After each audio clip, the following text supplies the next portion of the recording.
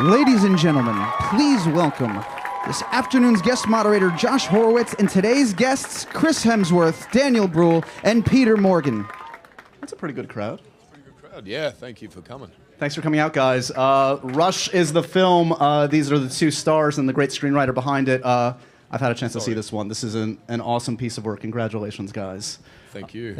So, okay, you've just seen the trailer. You guys all have a sense of what this story is about. I have a feeling, though, this is a story that's more familiar offhand to audiences outside of the States. I mean, F1 has made leaps and bounds here in the recent years, but how much do people outside of the United States know the story of Niki Lauda and James Hunt? Well, not many people know, but the themes behind what the movie's about two people willing to risk their lives. In the 1970s, 20 people would start every season in Formula One, and commonly 2 people would die. So these are combat statistics, and this one particular season in 1976 was particularly focused on the rivalry between these 2 men, James Hunt and Niki Lauda, who had very different ways of achieving excellence within the sport and cheating death. And they, one of them, played by Chris, he was a guy willing to go to the flat out on the edge all the time. Niki Lauda, played by Daniel, was a much more calculating guy who figured that the more sober and prepared he was, the better chance he had of staying alive. Chris, is this the first time you've played a actual living, breathing human being that's been on this earth? Because I don't recall Thor actually walking our plane of existence at any point. He did in Avengers, but most of the time he's up that way. That is true. This was the first time not wearing a cape, and it was refreshing. Although my outfit was red, so there was a somewhat familiarity. It did strike me that in your relatively young film career in the States, you've gone from a Starfleet uniform to Norse god to whatever the huntsman wore, a lot of leather clad, dirt. You're getting closer. A lot of fans of leather out there. Good. You're getting closer to actual civilian wear. Yeah, I'm working my way in. This was a red jumpsuit for most of the time, which was comfortable.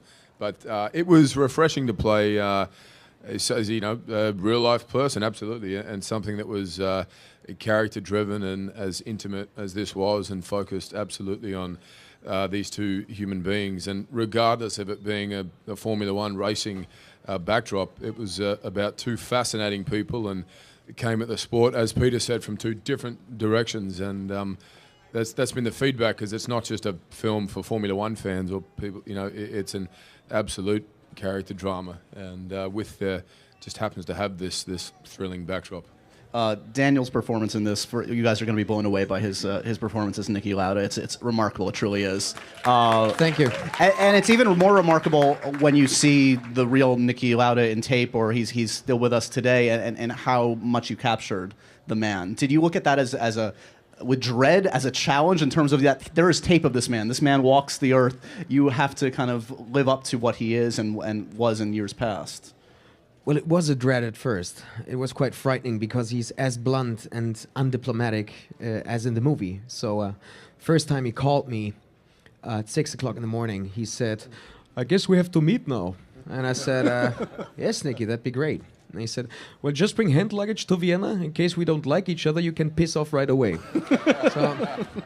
So I was extremely happy and relieved when I realized that he actually likes me, and he likes the idea of me playing him. And then from that moment on, it became much easier for me, because he gave me information that I couldn't have, gotten anywhere else, and he was very supportive all the way through.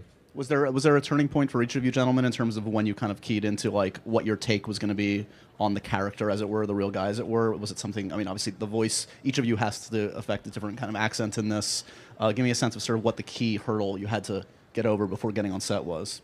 I mean, I think we both had the same anxiety of playing these 2 icons, and there were a lot of opinions and variations about who these guys were, but also how we should play them. And I think we both adopted the attitude these guys had, and their common trait, which is the absolute honesty they live with, and the way that they did things their way and disregarded the vast and exterior opinions out there, and just sort of put their head down and went for it. And that's something I certainly tapped into, because at the beginning I made the mistake of going to this pre-kickoff party for the film, which had a whole lot of race car drivers and people who knew James and Niki, and it was a tough thing to walk into because every one of them had a different version of how the character should be played, what they did, what they didn't do, how much I was unlike or like, and as I said, then we just had to kind of go, okay, what's our truthful version of this story? Peter, could you talk a little bit about, like, for those that don't know, Peter is the brains behind Frost Nixon, The Queen, some of the great plays and films in recent years. Yes. And much of your work, including the ones I just mentioned, revolve around this key relationship, this rivalry or antagonism, this grudging friendship. Is that something that you keyed into when, because many different stories probably could have been written about these two gentlemen and this era in Formula One. Was it that relationship? Was that the turning point for you in terms of what the story was going to be? Yeah, I know Niki a little bit in Vienna, and a lot of people have asked him, to do the story of his life. And because I'm English, I wanted to do it about his relationship with an Englishman. I felt that I could write that very well. I also, as a child, James Hunt was a hero, an absolute hero for anybody growing up in London, my age. James Hunt, he was a god, and so when I mentioned it to Niki, he loved it because he doesn't really have a lot of time for people. Niki doesn't have many friends. And he said the rest of them were assholes. But he had a real soft spot for James, and he loved the idea of doing the story about their particular rivalry and their particular friendship. And with men, particularly competitive athletes like this, rivalry is a way of expressing friendship. And you're not a rival with someone that you don't admire or respect. So actually, sometimes men express their affection or indeed love for one another through this intense competition, and that's what I tried to write. That's why you see all this tension on stage. 4 men sitting together. There's a lot of anger. There's a lot of rage. Angst. Look at the body language. Let's take a look. We have a few clips we want to show you guys, and we're going to take some of your questions in a little bit. This is about that burgeoning rivalry, I believe, before the Brazilian race. Keep those shades. Do you still have the shades anywhere? Sunglasses? I think we did, didn't we? I stole a lot of that wardrobe, including that red jumpsuit. Do you enjoy the 70s? Because this is very much a film rooted in that time period, and that's very integral to the vibe of the film. Enjoyable to kind of like revel in the wardrobe and the styles of Sure. that time? I mean, I wasn't there, obviously, so it was nice to go back in time and throw yourself in it, and plenty of flares and popped collars and open shirts. And Would have loved to keep the race suit. That was kind of cool. Yeah. All the cars. The cars were worth. They had replicas of the cars we had, but also cars from that period that were £2 or £3 million worth, and incredible. They panicked when we approached them. Yeah. They were They're more concerned about the cars.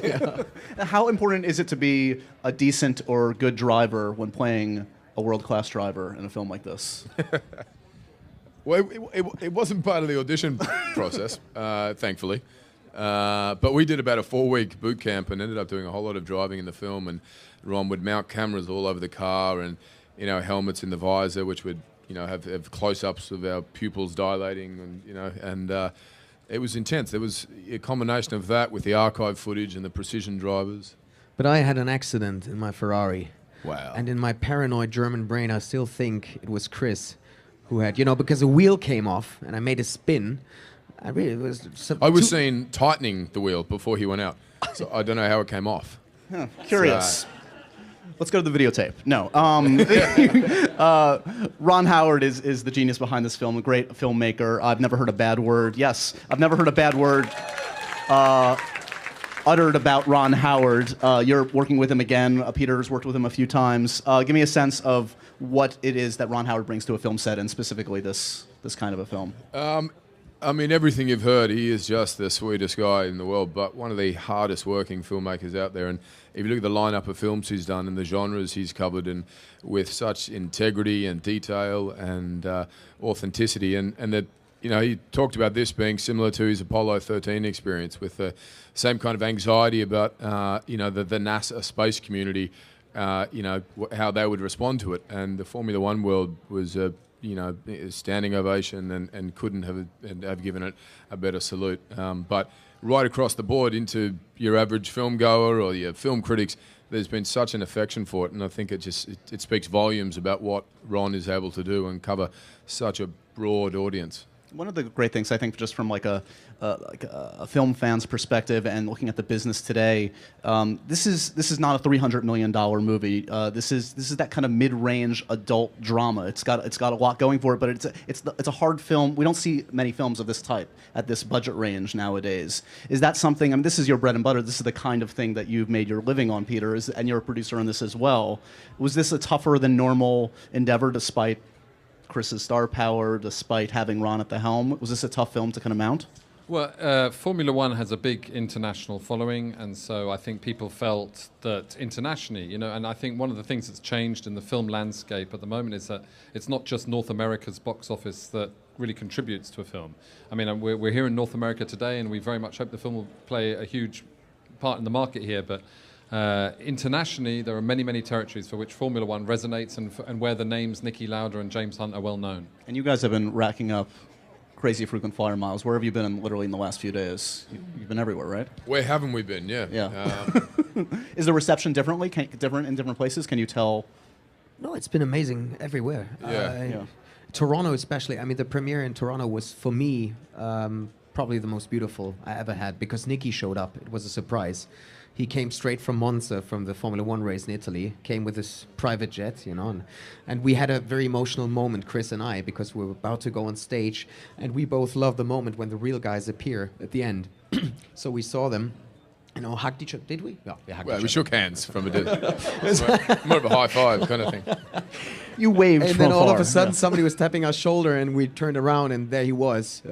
Shit, flight from Italy, 9 hours, so what's going on? And I said, Niki, the atmosphere is amazing in the theater, you should see it. He said, yeah, stop it. But when he came on stage, it was just incredible. Standing ovations. One of the most satisfying things has just been that, the fact that people are surprised of what it is, the assumption it's not just a race movie, and that, and especially in Toronto, the sort of applause they've gotten. I think people think it's going to be like just a car racing movie. Right. The fact is the pedigree of the people involved. Ron Howard is a multiple Oscar winner.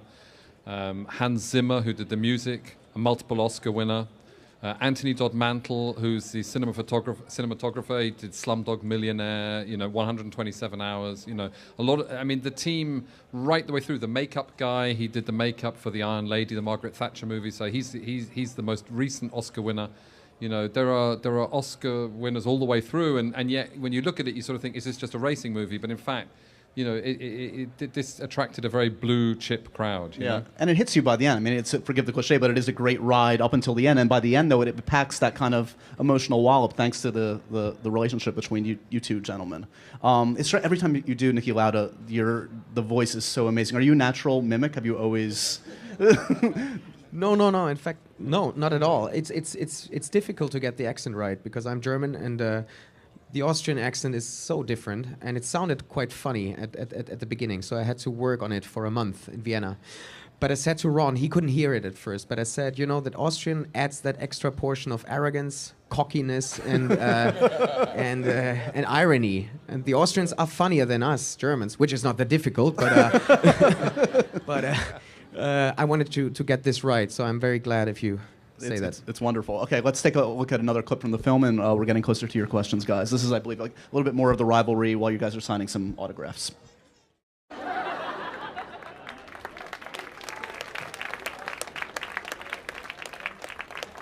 Let's talk a little bit about how you guys came to this. As I understand it, I think you were in the middle of Avengers at the time, and this is honestly a great key role for you in your career because we've seen you in these big franchise things, and as I said, you're playing a real life a man here. You chased after this. Real life man. He's a real life guy. Man, yeah. But you chased after this. Why? and what did you go through to? Because you couldn't audition in person, as I understand it, right? I had met Ron a couple of times, and he had seen Thor, and liked what he saw, but it wasn't really going to go any further unless I did something about it. And I loved this script. You know, it was two fascinating characters, and there was something about James in amongst the cockiness and bravado. There was a intense kind of vulnerability and frustration. So I just decided to put down an audition tape, which my wife filmed for me, and 15 takes later of her going, "Nah, that's no good. Nah, that's worse. Nah, again." I eventually got something which I sent in to Ron, and thankfully he responded. And yeah, I got to jump in here because James Hunt. Any of you don't know, but James Hunt was this unbelievably untypical Englishman in that he had blonde hair. He had a tan. He was athletic. He had a swagger. He was that rarest of rare things. He was a sexy Englishman. And when we came to try and cast the film, we couldn't find anybody in England handsome enough to play an Englishman. And Ron Howard and I were like, what are we going to do? We've met every English actor. And then suddenly this audition tape came from Chris. He just sent it in, and we looked at it and went, it's James Hunt. and at the end of the film, the real life characters, I don't want to give it away. I want you all to go to the film if possible. But at the end of the film, the real life characters that make we cut in some of the archive footage, and it is breathtaking. The similarity between both, Chris and James Hunt and and Daniel and Niki Lauda. And without these two actors being as astonishing as they are in the film, we would never have earned the right to cut in the real-life footage. And by cutting in the real-life footage, it is so moving and emotional. And it's only possible because these two do the amazing work that they do. So it's breathtaking.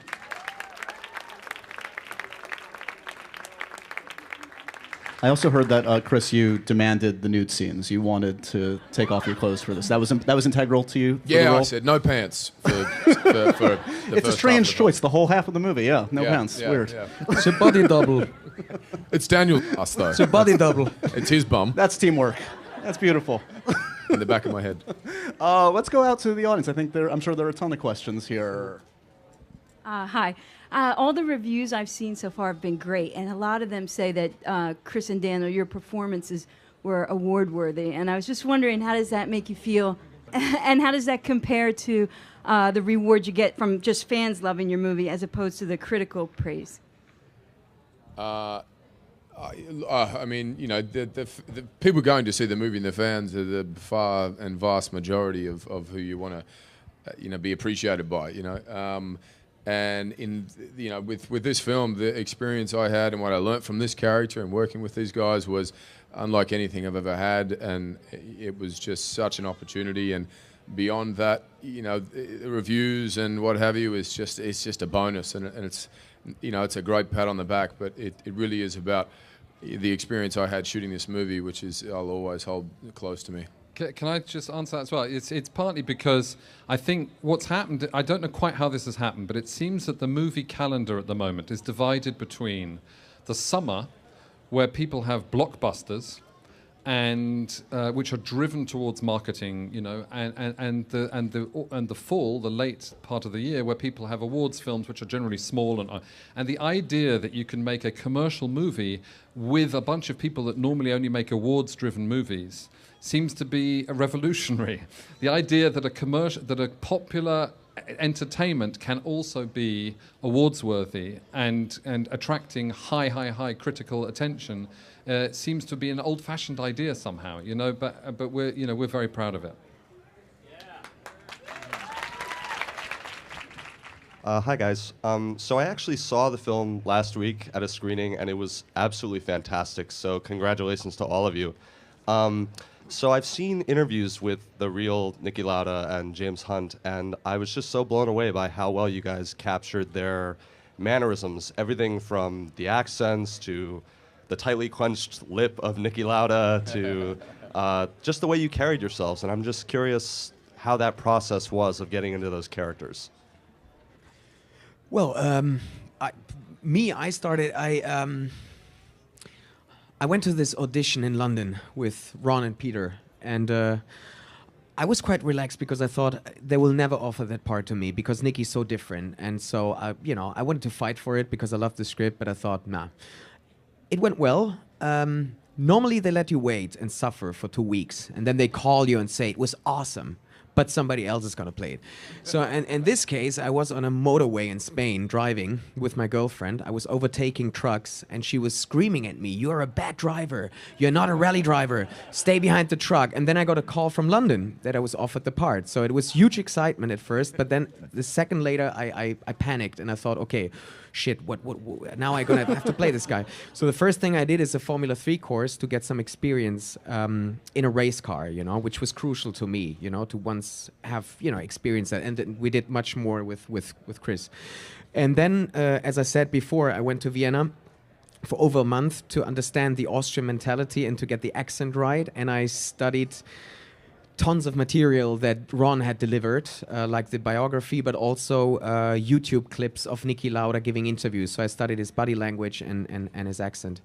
And then again, the most important thing was meeting Niki, and I was very happy that he was willing to answer me any question. And we were talking about very sensitive stuff, so about death and fear and overcoming fear. And I was just thankful that he was, willing to give me all the information. And then slowly, step by step, I understood this guy, almost.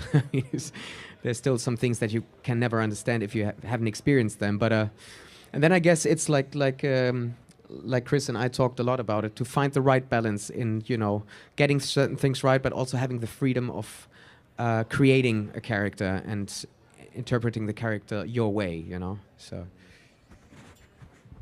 How you doing, guys? I've actually seen the movie twice, and it's amazing. I'm gonna keep seeing it again because it's like the greatest movie I've seen this year. Keep saying that. Thank you. Yeah. Listen to that guy. Yes, go see it. It's way more than a race movie. It's amazing.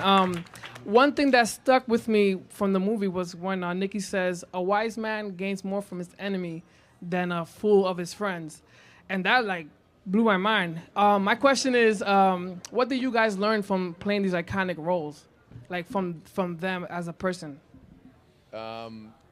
I mean, for me, it was and I sort of said this before a bit, but the honesty,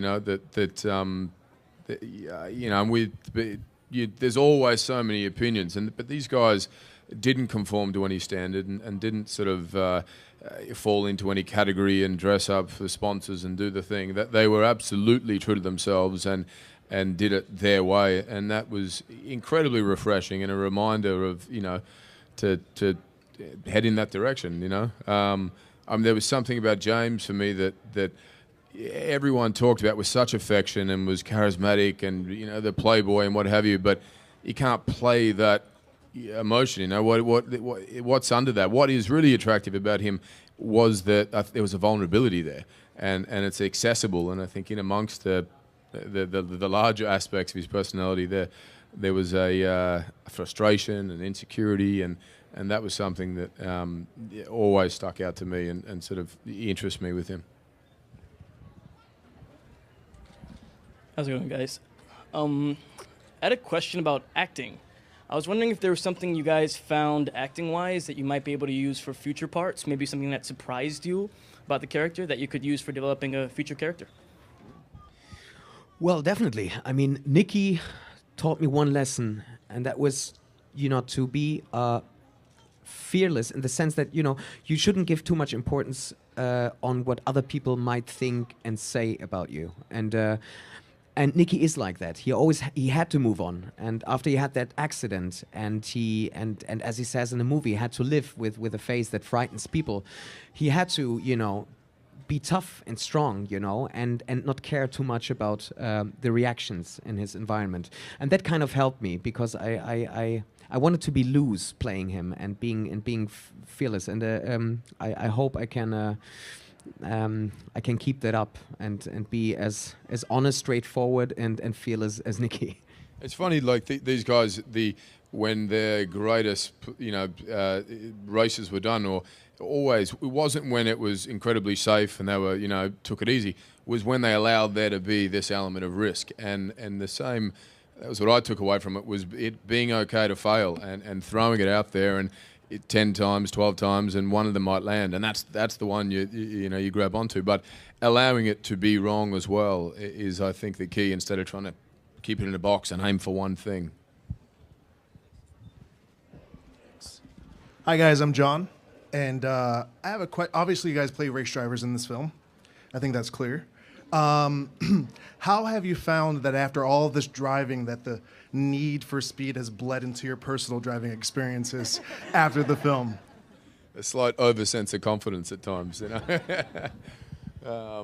I've always been pretty... My wife has a heavier foot on the pedal than I do. I don't know. Yeah, it was. I mean, in Germany we don't have speed limit. You know, we're. Which, no. After making the movie, I learned, I wouldn't be a good race driver. So I'm more cautious now. I think I had more respect for the things after doing it. You know, that it's you very quickly realise that this could go horribly wrong. You know, and you kind of go, oh yeah, look at all this power I've got, and then you go, well, hang on, do I want this? You know. I've driven with Niki personally, so in Vienna he would give me a lift home, and he's a very, very conservative driver. But as part of his sponsorship, he gets a Mercedes with a huge engine the size of a 747, and he drives it, he drives it like a Prius. And I said to him, why the hell are you so boring? He says, why? No one's paying me? Why should I risk my life? And, we get there really slowly. Other people, walking grandmothers are overtaking us. Okay, hi. Yeah, everyone's asking all sophisticated questions about the film and acting and stuff, but I just want you to use your best American accent because I like the way it sounds. And could you say,